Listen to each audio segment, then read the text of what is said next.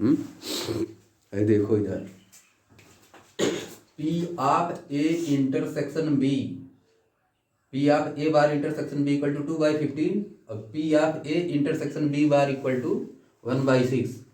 अब P A P B की value निकालना है। ए भी दिया है, A and B are independent, A भी दिया है ना।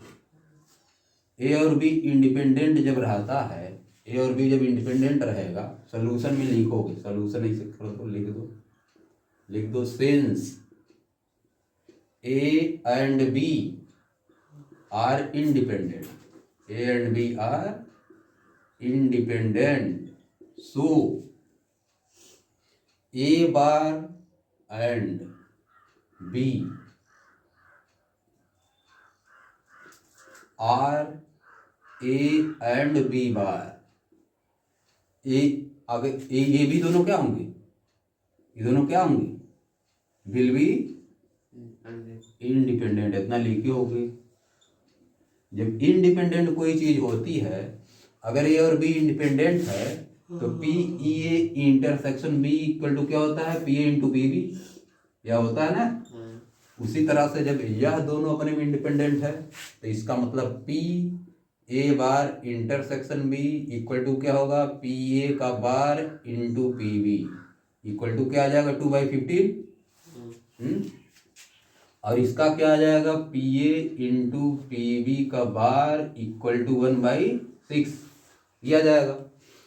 जब ए और बी इंडिपेंडेंट रहता है तो ए बार एंड बी बार, ए भी इंडिपेंडेंट होता है, ए भी इंडिपेंडेंट होता है, ए भी इंडिपेंडेंट होता है और ए भी इंडिपेंडेंट, इसका जरूरत नहीं, इसमें है, इसमें दिया नहीं है तो इसका जरूरत नहीं है, जाने दो इसको। तब देखो दो ठीक इक्वेशन बन गया है, एक ठैया बना है, एक ठैया बना है, इसी वैल्यू आएगा। अब पी ए हरदम बार बार नहीं लिखना पड़े, इसलिए हम मान ले रहे हैं let P of A equal to X, समझिए, और P of B equal to probability of B equal to Y मान लिए। जब यह P of A equal to X है तो P of A bar equal to कितना हो जाएगा, 1 माइनस पी ए होता है ना, 1 माइनस पी यानी 1 माइनस एक्स आ जाएगा। अब जब पी, तो पी बार कितना हो जाएगा, P bar probability 1 minus P of B क्या हो जाएगा, 1 माइनस वाई, यह हो जाएगा।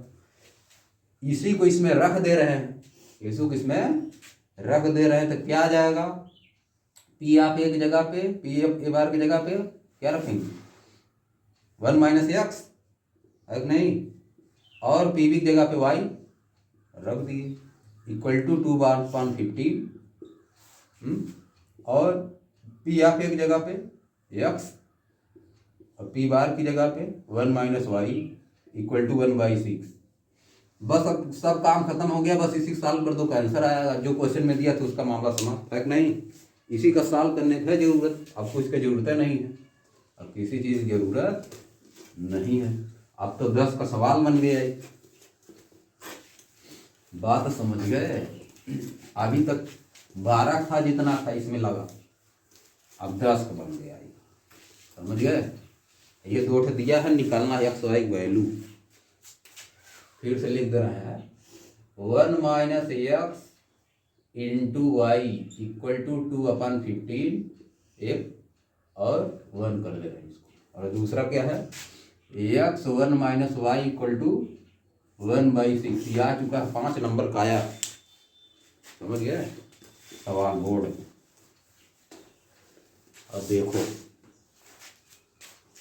तो क्या हो जाएगा, ऐसे सॉल्व करो, मल्टीप्लाई करोगे, क्या मल्टीप्लाई कर दोगे direct, y minus X Y और इधर x माइनस एक्स वाई, काम बन पा रहा है, कुछ नहीं बन पा रहा है। एक ठीक क्वेश्चन फिर आ जाएगा, x प्लस वाई आ जाएगा, अब नहीं तो काम बन नहीं पा रहा है तो क्या करोगे, रुको अच्छा बता रहा है, इसको लिख दे रहे हैं, क्या लिख दें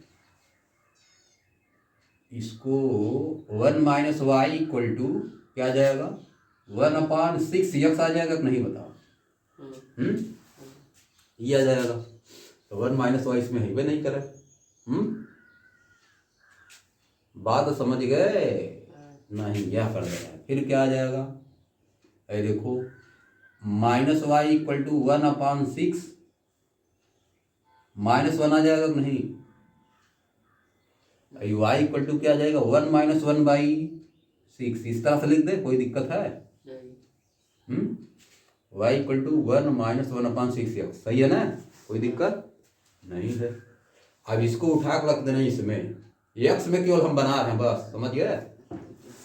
एक को इसको या तो x में बना दो या तो y में बना दो, तब लगेगा, नहीं लग नहीं पाएगा। यहाँ से लाख y वैल्यू इसमें रख दे रहे हैं, या तो इसमें से उठा के उसमें रखते तो और आसान होता, लेकिन इसमें रख दे रहे हैं तो चलो रख ही दिए तो जाने दो। इसमें से अगर उसमें रखते तो और आसान होता, कहीं उसमें 6 से केवल कम करना पड़ता, तब भी चलो कोई दिक्कत है। देखो क्या जाएगा, 1 - x और y की जगह पे 1 - गलत होगा तो गलत आंसर आएगा, जान लो। 1 - 1/6/2/15 आ गया, x में बन गया। अब तो सॉल्व होगा ना, अब तो कोई दुविधा है नहीं कि सॉल्व नहीं होगा। यही क्या हो जाएगा, 1 - x और इधर क्या हो गया, 6x - 1/6x इक्वल टू 2/15 हो गया। अब इसका इसमें मल्टीप्लाई करोगे तो 6x माइनस एक्स नहीं बल्कि प्लस एक्स हो जाएगा।